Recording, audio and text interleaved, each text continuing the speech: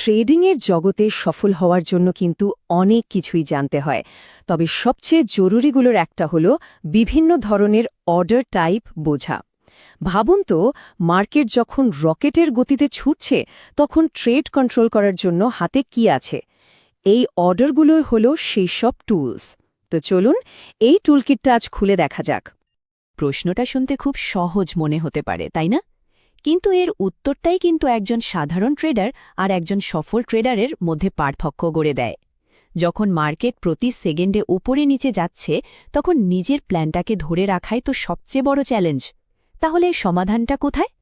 সমাধানটা আসলে লুকিয়ে আছে সঠিক টুলস ব্যবহারের মধ্যে। আর সেই টুলগুলোই হলো ট্রেডিং অর্ডার। এগুলো কি? এগুলো হলো ব্রোকারকে পাঠানো কিছু পরিষ্কার নির্দেশ, যা একজন ট্রেডারকে কখন মার্কেটে ঢুকতে হবে, কখন বেরোতে হবে আর কতটা ঝুঁকি নিতে হবে তার উপর পুরো কন্ট্রোল দেয়। আজকের এই আলোচনায় আমরা ধাপে ধাপে এগুব। প্রথমে জানব এই অর্ডার টাইপগুলো কেন এত জরুরি। তারপর দেখব ট্রেডিংয়ের সবচেয়ে বড় দ্বন্দ্ব, গতি বনাম মূল্য। এরপর শিখব কিভাবে স্টপ অর্ডার দিয়ে ঝুঁকি সামলাতে হয়। তারপর দেখব কিভাবে নিজের স্ট্র্যাটেজিকে অটোমেট করা যায়। আর সবশেষে পুরো অর্ডার টুলকিটটা এক নজরে দেখে নেব। চলুন তাহলে প্রথম অংশটা শুরু করা যাক।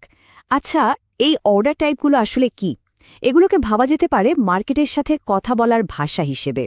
একজন ট্রেডার ঠিক কী করতে চাইছেন সেটা তার ব্রোকারকে জানানোর এটাই একমাত্র উপায়। একদম সহজ ভাষায় বললে, একটা ট্রেডিং অর্ডার হলো ব্রোকারের কাছে পাঠানো একটা কমান্ড বা নির্দেশ। এই নির্দেশের মাধ্যমেই ঠিক করা হয় ঠিক কোন দামে মার্কেটে প্রবেশ করতে হবে, কোথায় লাভ নিয়ে বেরিয়ে আসতে হবে, আর লোকসান হলে কোথায় গিয়ে থামতে হবে। কন্ট্রোলের আসল চাবিকাঠি কিন্তু এটাই। এখন আমরা ট্রেডিংয়ের একেবারে গোড়ার একটা প্রশ্নে চলে এসেছি।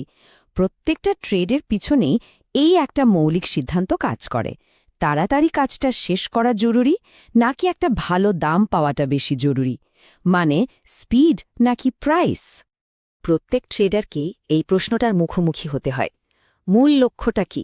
ট্রেডটা কি এক্ষুনি এই মুহূর্তে হওয়া চাই, নাকি একটা নির্দিষ্ট দামের জন্য অপেক্ষা করার ধৈর্য আর সুযোগ আছে? এই একটা সিদ্ধান্তের ওপর ভিত্তি করে কিন্তু অর্ডারের ধরনটা পুরোপুরি পাল্টে যায়। এই যে গতি আর দামের মধ্যে একটা লড়াই, ঠিক এখান থেকেই কিন্তু ট্রেডিংয়ের দুটো সবচেয়ে বেসিক অর্ডারের জন্ম। একদিকে আছে মার্কেট অর্ডার, যার মূল মন্ত্র হল স্পিড, মানে নিশ্চিতভাবে ট্রেডটা হবেই। আর অন্যদিকে আছে লিমিট অর্ডার, যেখানে দামটাই আসল রাজা। মানে একজন ট্রেডার দামের উপর পুরো কন্ট্রোল রাখতে পারেন, কিন্তু ট্রেডটা যে হবেই তার কোনো গ্যারান্টি নেই। ধরুন কোনো একটা শেয়ারের দাম রকেটের গতিতে বাড়ছে, আর মনে হচ্ছে এক্ষুনি না কিনলে সুযোগটা হাতছাড়া হয়ে যাবে। এই রকম পরিস্থিতিতে মার্কেট অর্ডারই একমাত্র ভরসা। যখন একটা মার্কেট অর্ডার দেয়া হয়, ব্রোকার তখন বাজারে সেই মুহূর্তে সেরা যে দামটা পাওয়া যাচ্ছে তাতেই ট্রেডটা করে দেয়। এখানে প্রায়োরিটি হলো গতি, দাম নয়।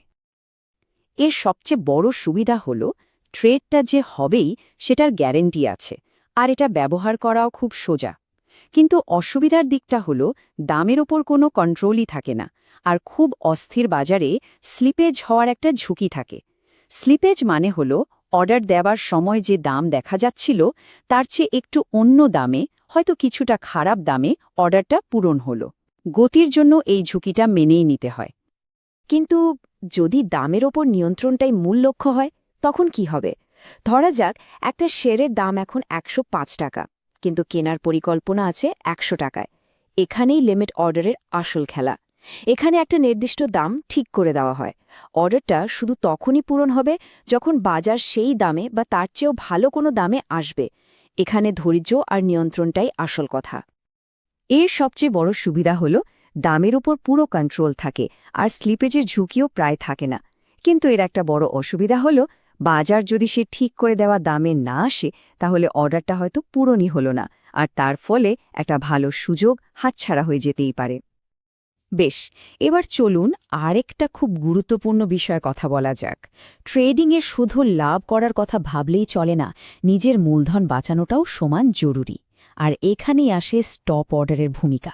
এটা অনেকটা একটা অটোমেটিক সেফটি নেটের মতো কাজ করে।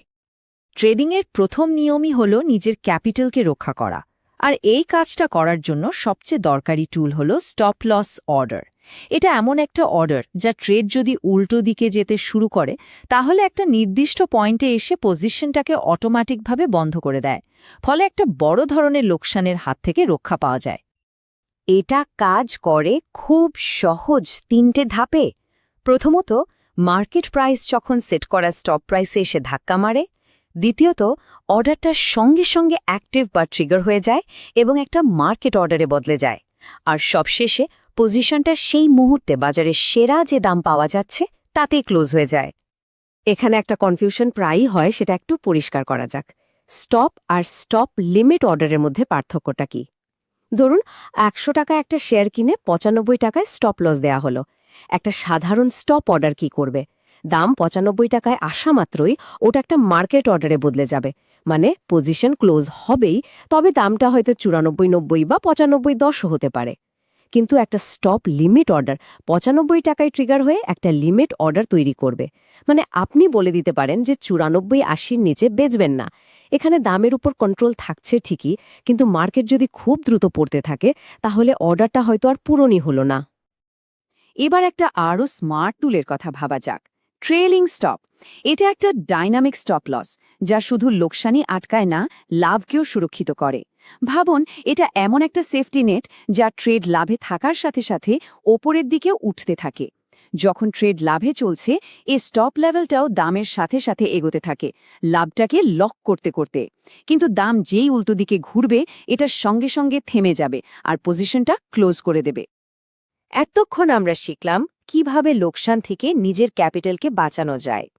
এখন দেখা যাক কিভাবে পুরো ট্রেডিং প্ল্যানটাকে, মানে লাভ করা আর লোকসান ঠেকানো দুটোকেই একসাথে অটো পাইলটে রাখা যায়। কিছু অ্যাডভান্সড অর্ডার ঠিক এই কাজটাই করে। একটা ট্রেডে এন্ট্রি নেওয়ার পর সবচেয়ে কঠিন কাজ হল নিজের আবেগকে কন্ট্রোল করা। ওসিও মানে ওয়ান ক্যান্সেলস দি আদার অর্ডার এই সমস্যার একটা দারুণ সমাধান। এখানে একই সঙ্গে দুটো অর্ডার সেট করা হয়। উপরে একটা লাভ করা টার্গেট, যেটা একটা লিমিট অর্ডার, আর নিচে একটা লোকসান থামানোর লেভেল, যেটা একটা স্টপ অর্ডার। যে কোনো একটা টার্গেট হিট করলেই অন্য অর্ডারটা অটোমেটিক্যালি ক্যান্সেল হয়ে যায়। এই প্রক্রিয়াটা খুব সুন্দরভাবে একটা এক্সিট স্ট্র্যাটেজিকে অটোমেট করে দেয়। লাভ আর লোকসান দুটোই আগে থেকে ঠিক করা থাকে। বাজার যেদিকেই যাক না কেন, প্ল্যানটা ঠিকমতো কাজ করে। এতে আবেগের বশে ভুল সিদ্ধান্ত নেওয়ার সুযোগটাই কমে যায়। আরেকটা খুব কাজের অর্ডার হলো জিটিসি বা গুড টিল ক্যান্সেলড। সাধারণ নিয়ম হলো দিনের শেষে যে অর্ডারগুলো পূরণ হয়নি সেগুলো বাতিল হয়ে যায়, কিন্তু জিটিসি অর্ডার ততদিন পর্যন্ত অ্যাক্টিভ থাকে যতদিন না ওটা পূরণ হচ্ছে অথবা ট্রেডার নিজে থেকে ক্যান্সেল করছেন। লম্বা সময়ের পরিকল্পনার জন্য এটা খুব সুবিধাজনক। আমরা প্রায় আলোচনার শেষের দিকে চলে এসেছি।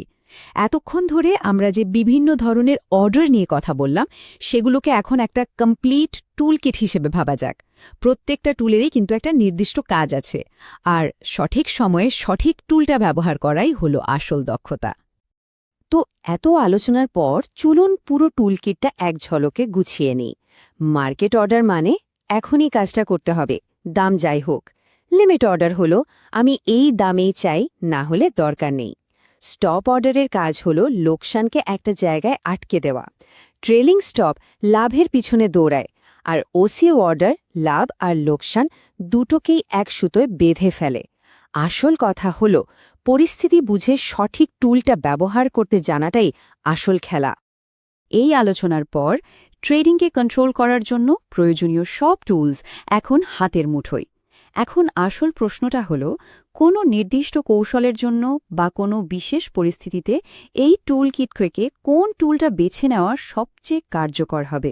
এটাই হলো একজন স্মার্ট ট্রেডারের ভাবনার বিষয়।